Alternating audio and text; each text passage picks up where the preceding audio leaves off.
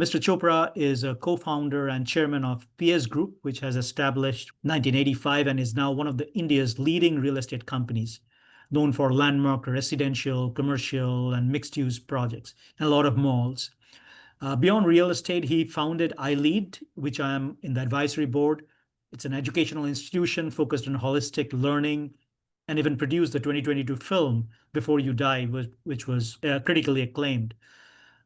He has been a guest faculty at numerous management institutes in India. He's also an author and the recipient of multiple awards across real estate, education, and film. So today he will share his incredible journey as an entrepreneur. He will be diving deep into how ethics shaped a lot of what he did and continues to do throughout his career.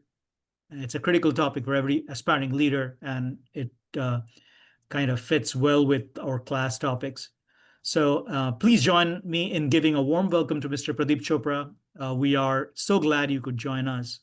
And if you don't know, so iLead is also has an MOU with Kolkata, with Capital University. So if ever you wanted to visit that part of the world, he will be a gracious host, and he has actually, extended his invitation to all of us, and he probably would talk about it. So there's some beautiful places nearby, which are heritage hotels and stuff. So he can actually do that. So, uh, yeah, Mr. Chopra, if you could, thank you again.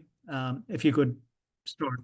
Thank you, Saurav, and for inviting me and giving me this opportunity to share some of my experiences with your students. So, uh, today I just want to cover how ethics are important in doing any kind of business. See, to give you a little background, I'm a first generation entrepreneur or businessman. My father was in service, and me and my partner, Mr. Surendra Dugar, started this company, PS Group, in 1985. And when we started, we had our competitors were, some of them were third generation builders, some were second generation builders, and they already had a track record, better connections, more financial resources, and already a brand. We started afresh. Today, we are the number one brand, having completed the highest number of projects, highest number of apartments in Calcutta, in Delhi, in Pune, in Chennai, in Coimbatore. So, what was the differentiating point? What gave us that edge? See, I would say ethics is very important, like any other thing in doing business, because uh, the most valuable asset you have in your business is your brand or your reputation or your goodwill in the market. When you have a very strong brand, which we have today, we have a big advantage. Our apartments are sold at a premium. We get our raw materials or resources at much cheaper price because all the manufacturers want to align with us, give us a very attractive rates. We are able to attract the best talent in the industry.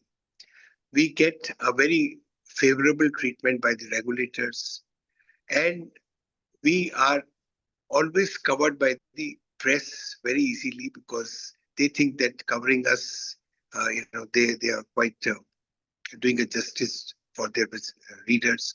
So you have all-round advantage, all because you are a very strong brand. Now, when we started our business or our company, we had a vision, or you can say a mission statement. And the mission statement was we wanted to become the most respected reality company globally. We didn't say we want to become the biggest or the, having highest revenue generation. You see, because if you have the title of most respected or if you have a very strong brand, the profits and volume will always follow. All you need to focus is on building your reputation, your goodwill, and subsequently your brand in the market. And that is only possible with ethics, ethical behavior, fair dealing with all the stakeholders, whether it is your customer, whether it's your supplier, or whether it's your employees, whether it's regulators, whether it is your other people who are involved in conducting your businesses. The fair treatment is essential. Second is that it's not only fair treatment which falls under the category of ethics. You have to be very uh, conscious about environment, sustainability, and also you should not give away your social responsibility. Your social responsibility is also very important. That's, I think, is part of the ethical policy of the company. All these put together is what I call is the wide meaning of the ethical behavior. Now, I'll just take you with the journey, how we started, what are the things which we did, which actually led us to come to this position of a very, very strong brand. And today we enjoy uh, this kind of reputation. In fact, today, uh, any deal which happens in our city, it comes first to us. And only if we refuse, then it goes to our competitors. Our apartments are sold at a premium. Uh, our sanctions are done faster. We get a very good rates from our suppliers, and we have attracted some of the best talents in the industry. Now, I'll take you through what we did. See, when I started this company in India, it was a very unregulated market. Now it has a lot of regulations have come, but when we started about 40 years back, it was very unregulated market, and most of the developers were not able to finish their projects, and people were very skeptical about dealing with promoters or builders. Uh, there was a very unorganized market. It was so. What we did first was that, and there was no guidebook for the customer to follow how to select a flat, how to assess the reputation of the builders, what papers they should take, what papers they should see, and when the delivery of the apartment is made, what are the things they should see, what are the the plans and things like that. Nobody was giving them all this information. So what I did was write a book on how to choose your apartment, giving all the things which the buyer has to see before buying, selecting the builder, selecting the project, and seeing the papers and so on. This book is till date the only book written on how a guidebook for the buyers to purchase a flat. And many of my competitors in other parts of the country have taken my permission to reprint, uh, not giving PS Group's name, but giving at least my name as an author. So I'm getting some mileage for that. Now, this book, uh, where sometimes, my partners were also little, because I've written the buyers would take all these papers, and we were also not giving those papers at the time. But once I have written that book, and I said, every buyer should get the electrical drawings, they should get the plumbing drawings, they should get the papers like sanction plan, all these clearance from all the departments like fire, environment, and so on and so forth. With earlier, that was not the practice. But after reading my books, uh, most of the customers wanted to get, and even our organization has to be the first to provide all these papers to the customer. It was, make the whole industry very transparent and help the buyer to take an informed and intelligent decisions. While see, most of the buyer, the apartment is the costliest purchase in their life, and that they were buying without any guide. So this book actually helped them to uh, take an intelligent decision and also make builders to make sure that uh, all these ingredients which the buyer is looking for is at least implemented, and we were the first to start implementing this. Secondly, we also make some booklets because there were a lot of incidents of fire happening because many of the buildings didn't have the fire uh, equipments. So we came out with the booklets on fire safety, on environment, how to make your housing complex green, having green practices like segregation of waste, composting of the organic waste, and so on. All these practices, not only we wrote a book, but we started implementing in our projects. There was also a booklet on safety measures. What safety measures you should take to make sure that your house, when you're not present, is not burgled or things like that. And so these are some small booklets which we produced, which was to educate and ultimately we also found that when we were making a huge complexes like an apartment having 2,000 flats, uh, they were, people came from different backgrounds and they really didn't know what was, rubbing the other guys on the wrong side. Like we had a professor who was like highly educated, uh, you know, on the same floor with somebody who's coming from a vegetable market who was not as educated as him. So they used to get into some kind of misunderstanding, unpleasantness, and that created a problem.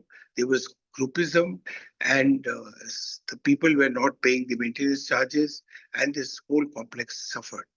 So then I decided that I must write a book on a code of conduct of living in a big apartment complex and what is the things which people should avoid doing or what are the things they are supposed to be doing. So this book became very popular. It was a real hit, and people started understanding that how should be their behavior in a housing complex.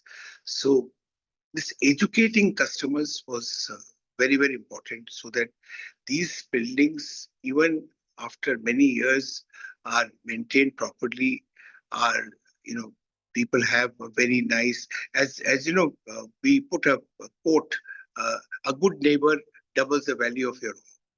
So that was, we were put at many things so that, and how to get a good neighbor, be one. So that is these are the things which we kept on. This book is full of such quotes and we actually put these quotes on the vantage points in the complex, so we make sure that people don't unnecessarily have misunderstanding and fights. uh, then we also in collaboration with the bank, we also published a book of how to get the best deal from the bank and how to get the best tax advantage when they are buying the flats. Most of the buyers had no idea of how to structure their housing loan and what they should do to get the best tax benefits when they were buying the apartment. So that was also a book which we did it in collaboration with the HSBC Bank. Uh, so the HSBC Bank funded the entire thing, and then they also, uh, you know, gave it to other clients of theirs. So these are some of the things which we did. We also uh, went on to uh, make sure that many of our waste, which was segregated, are sent to recyclers, like plastic, paper, glass, metal. They were so segregated, and we had arrangement with the recyclers who could pick up. And actually, the recyclers in India paid us for picking up these waste material, but which are segregated, and we use that for common maintenance charges and so on. So there was also a big issue of people not paying maintenance, and they were defaulters. So we made sure that we made a project where there was certain amount of money coming out of a place which was ultimately given on rent, and the rent was taking care of the maintenance charges. So there was no need of going and collecting maintenance charges every month from every household. So it was actually a maintenance-free projects, which made sure that the maintenance is taken care of. And normally what happens that when you buy the flat, you have an X amount of maintenance, but because of the inflation after 10 years, that X becomes 5X, but the proportionate income of the buyer doesn't happen, and he has problem to pay. So we made sure that this doesn't happen, and the buildings are maintained properly. We had many buildings which we were bought, but in Calcutta, we actually sometimes has to wait for almost a year, year and a half to get all the clearances from all the regulation department like fire, environment, uh, building, municipal sanctions, survey, and so on. So we use these buildings as a training centers for the nearby slum people who were trained to become security guard, housekeepers, and things like that. And subsequently, we employed them in our complex once the complex was ready. So it was, just getting the goodwill of the people around our project sites. And this really worked very well because otherwise we sometimes faced kind of a protest or something like that, because these people thought that these buildings are being made and it's obstructing our view or something like that. But once we started, you know, providing them job opportunities, training them in these buildings, for which we only had to spend money for the trainers because the area, there was no rent was paid because the building was anyway not being used. So these initiative we still carry on, and this is, this has brought a lot of goodwill for us, and we were also able to do some kind of, social justice and things like that. Then we had come across many buildings which were heritage buildings, which has, part of the building was heritage and the other part, there was open land and then there's some heritage building. And we had done almost 6 buildings which were heritage building. We restored those buildings and they are now, and we made them look like a museum by putting pictures and putting things which actually belong to uh, the original owner or a famous owner of the property. There's one Dr. UN Brahmachari. We developed his property. So Dr. Brahmachari was a great doctor. He actually, in those days, there was an epidemic called Kala Azar, and he was the one who found a medicine for this and saved millions of people. And the whole road is named after him. So we made a small gallery, and in the lobby and all these places we put his pictures, his achievement, and all these things, and so that that legacy of his is continuing in that property, and a part of that property is restored, and the other land is developed as a new building, commercial building is there. The similar building of Sir N. N. Sarkar, who was uh, one of the first justice in the High Court of Calcutta. His son B.N. Sarkar was the first studio maker for making films. So their property also we did the similar kind of exercise. There was a one famous actress called Suchitra Sen, and her property also we did the similar thing. The lobbies and everything was all had pictures of her films and so on. So anybody coming in there, they could feel that that heritage somehow is maintained. Although that building was in a very bad shape, so we had to pull down the building, but we kept her intangible heritage alive. So this also I thought was a good part. And you see, normally you'll try and find that in other cities in India, the builders are always, they are not uh, in a cooperative mode. Most of them are fighting each other and so on. But in Calcutta, uh, the whole environment was different. We all felt that we belong to the same fraternity, and we must come together to represent our problems with the government, and we must help each other so that the whole, the standard of construction, the standard of services we are providing to the customer increases. So we each other help each other, share our practices and so on and so forth. And we are one of the builders who has done joint projects with at least 20 of the other builders. We have so far done almost 250 buildings projects. But we are the one who has done highest number of partnership with other builders in, and that's a not we are not the only one. There are others who have also done. There's a very big project called South City in Calcutta, which was done by 7 builders together. 7 builders are partners. They are competitors in other places, but they are also partners in one project. So this is one culture we had.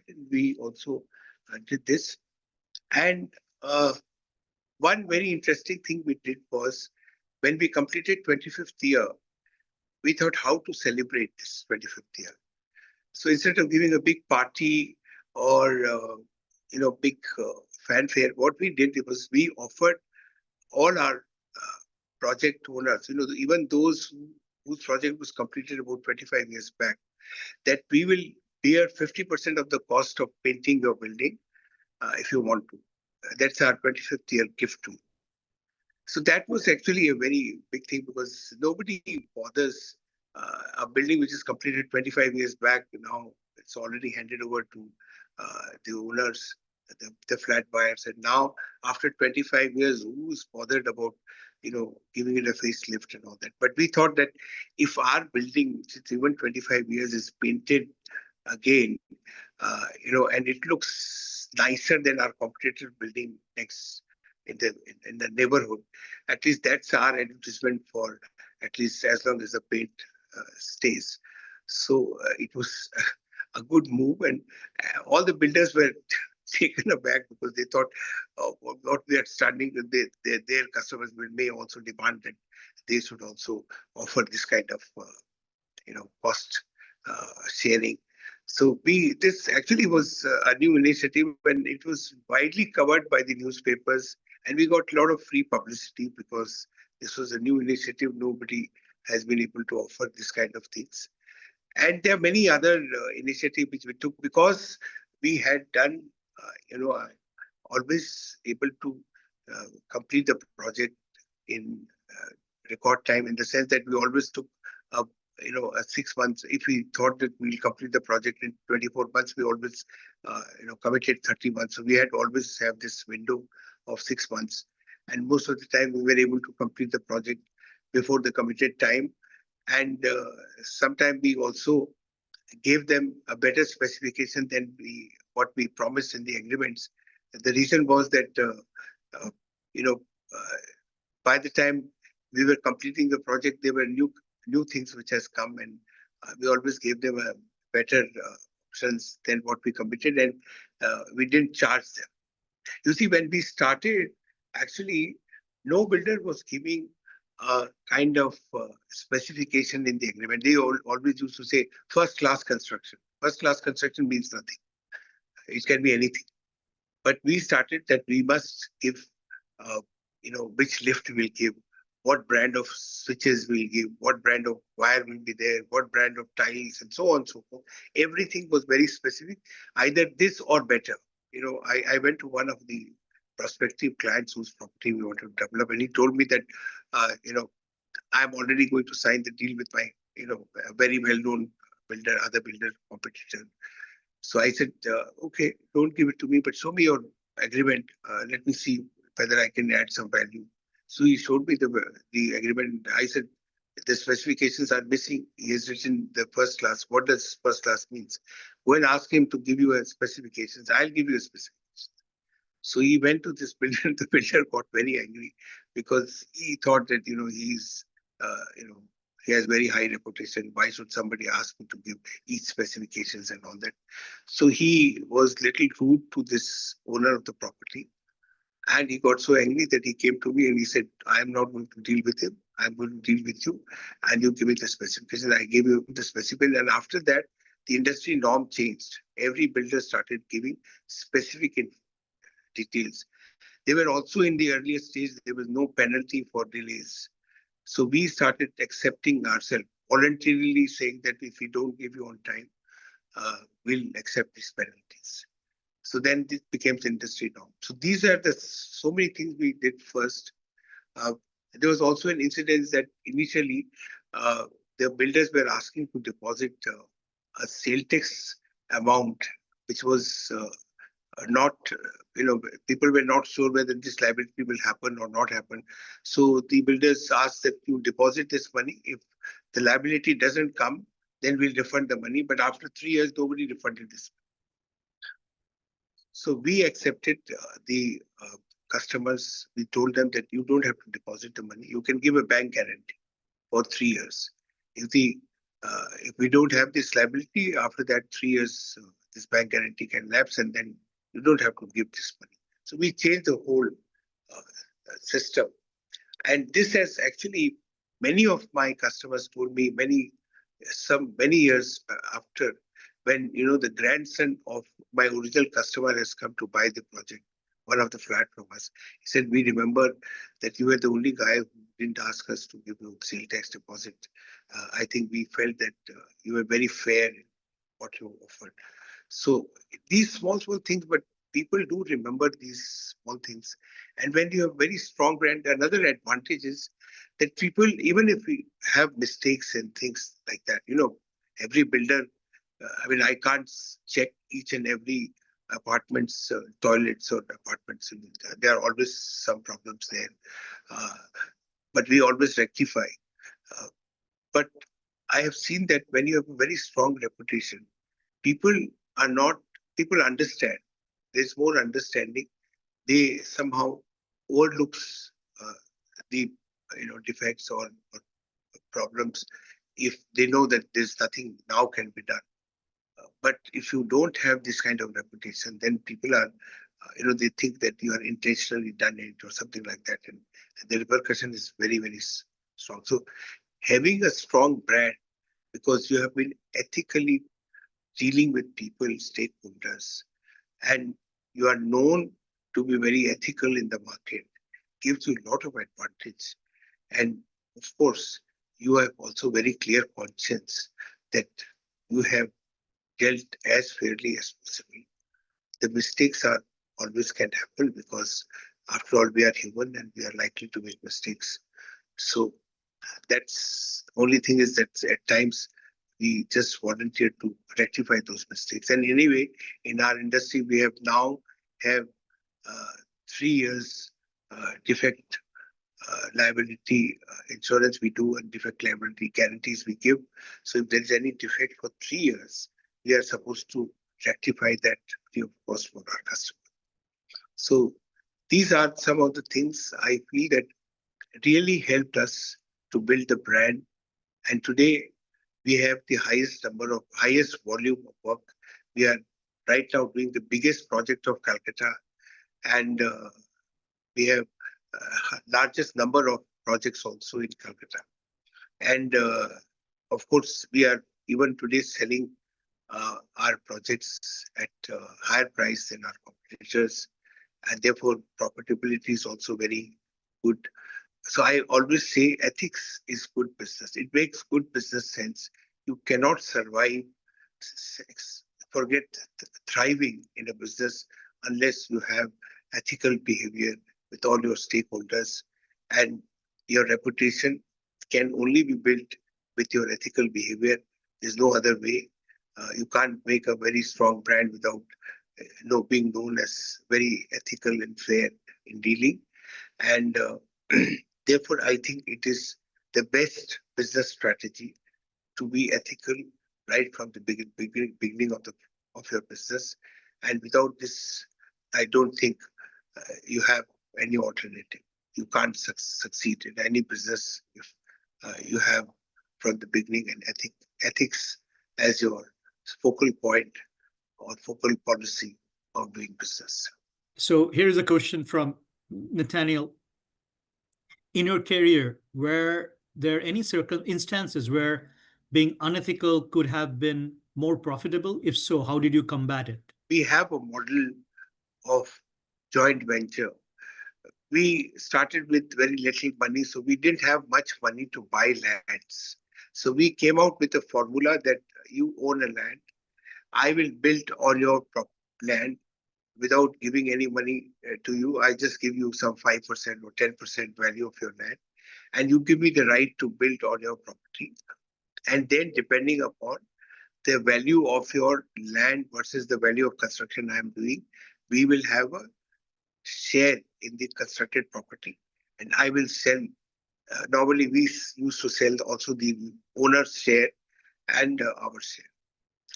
Now, when we started, there was no definite method of finding how these shares will be determined. So everything was very arbitrary. And most of the time, it was the builder who was gaining because the owner of the property was not very knowledgeable. And therefore, uh, he depended upon only, who's giving me the best offer, like kind of a situation. And every builder didn't want to give the best offer anyway. So, he normally used to get lower than what he was entitled to. I have a question. Yeah, please go ahead. I would like to know like what advice would you give to like a young professional like maintaining integrity in competitive industries? The advice I can give you is uh, there will be temptation, but if you are convinced or if you carry conviction that any short term gain coming out of unethical actions or unethical practice, it will not, you'll not last for long. And your competitors, if they get into unethical practice which tempts you to copy their style of doing business, it is their bad luck because they will not last long. In India, in last, I'm in business for the last almost 60 years. I'm now started business when I was in school. Uh, Small businesses I started doing.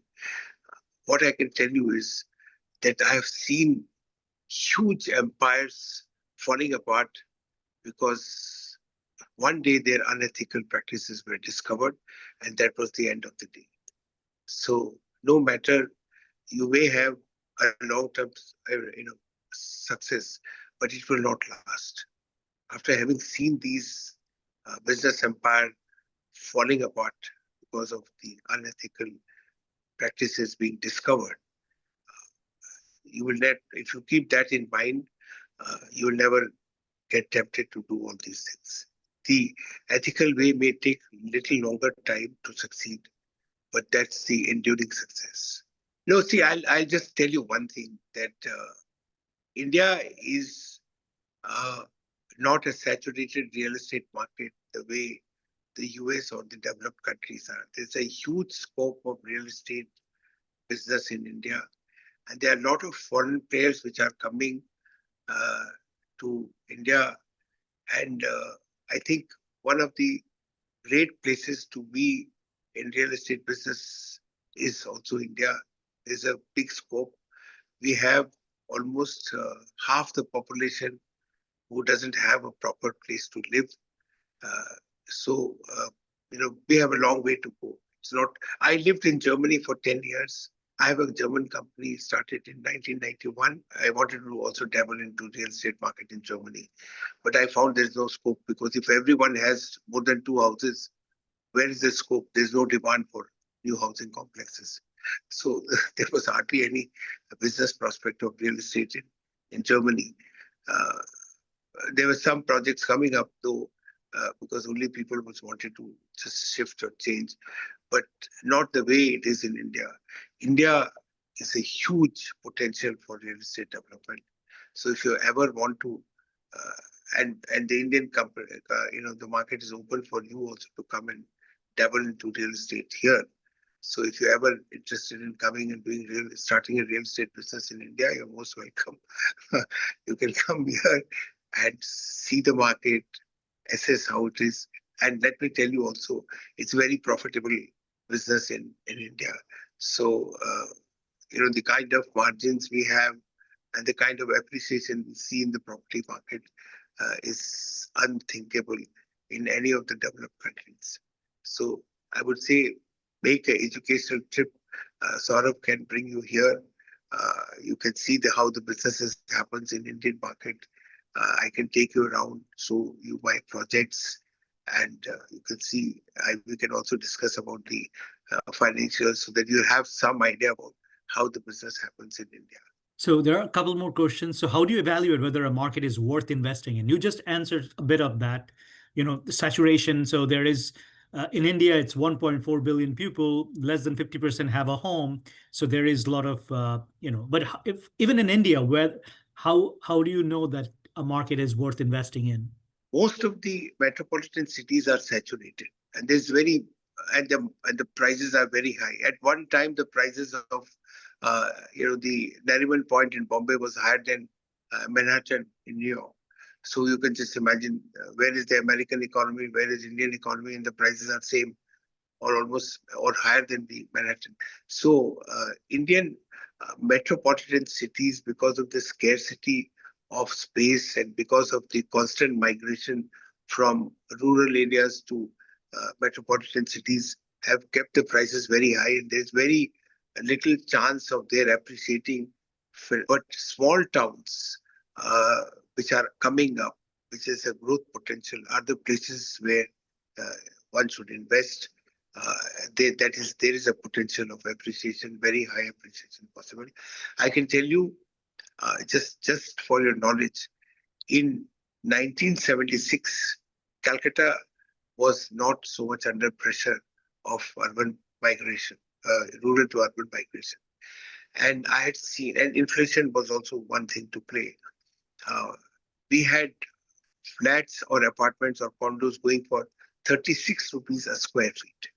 Today, the same condos cost 15,000 rupees a square feet. Just imagine the appreciation from 36 rupees to 15,000.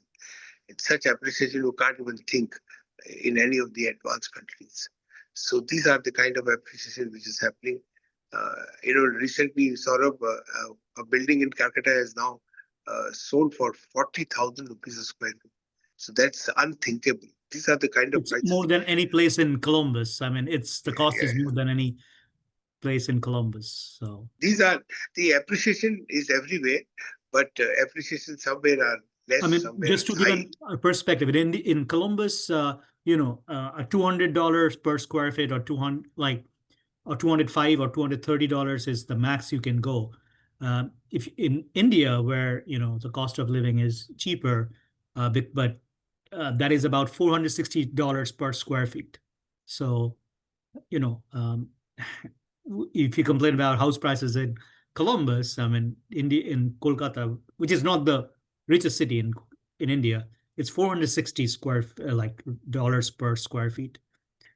The house I have here, like a 500,000 house with 4 bedrooms and 3 bathrooms, would get you a 2 bedroom, 1.5 bathroom with a balcony condo in a good place in Kolkata.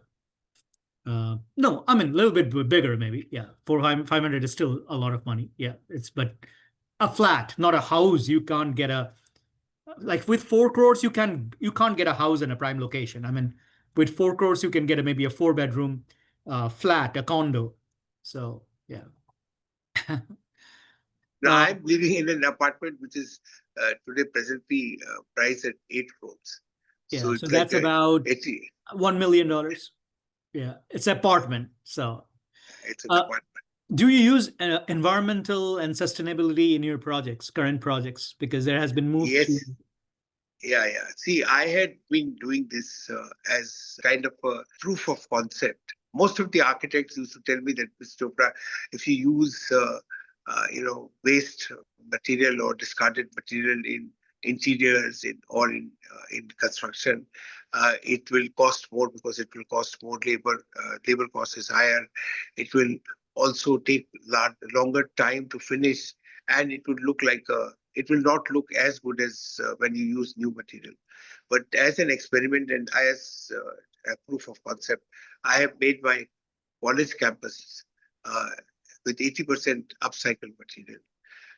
My own house interior I've done with similarly 65-70% upcycled material, and 2 resorts which I'm making. One I have finished in Azimganj, Murshidabad. Another one is in Sundarbans. All are proof of concept that you can actually use discarded material in, and this is the, we teach in our institute sustainability in interior designing, sustainability in fashion, and emphasis in reusing and upcycling what is discarded by others. Just now, recently, I got 1 truckload of glass which was rejected uh, in a toughened glass factory, free of cost. And I have designed the entire thing using these glasses. It's just kind of a reverse engineering.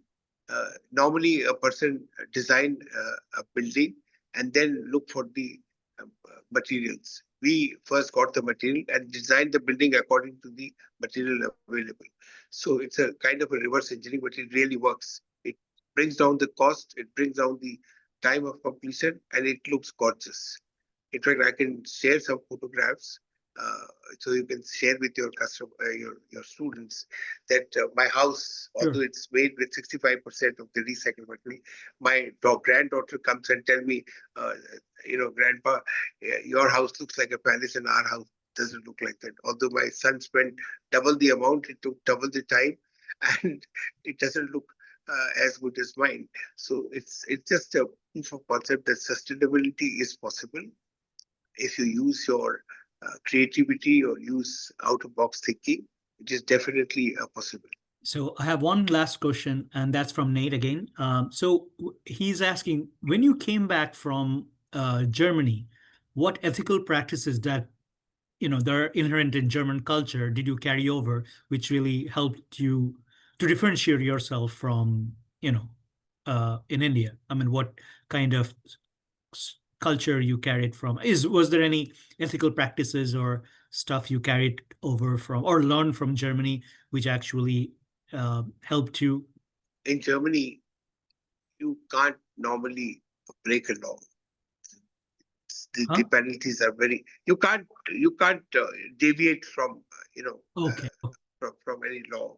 You cannot, for instance, I'll tell you one thing that in India, a lot of window dressing is done in the balance sheets. When you're filing a tax return, a lot of window dressing is done. Sometimes it is done because you want to show a profitable balance sheet when you don't have so much of profit to the bank, because you don't want the bank to panic. If you're not making enough profit, the bank will panic and maybe call back its loan. And sometimes you don't want to show too much of profit uh, to the tax authorities, because uh, you don't want to maybe pay so much of tax. So therefore, uh, this this kind of window dressing normally is happening in India. But when I was in Germany, I found that this kind of window dressing is very risky, because if you are caught, you had it. So after coming back from Germany, even when my tax consultant was advising me that certain expenses can be put on capital account instead of revenue account, or vice versa, uh, just to make sure that the balance sheet looks good to both the bankers and the income tax office. We said we'll do not this. We'll do exactly what is happening. The balance sheet should actually show the real uh, financial health of the company, whether it is not so good year or not so bad. Will not deviate from this kind of ethical. Earlier, I will admit, before coming to Germany, we used to do this kind of window dressing of the balance sheets, but we have stopped since then.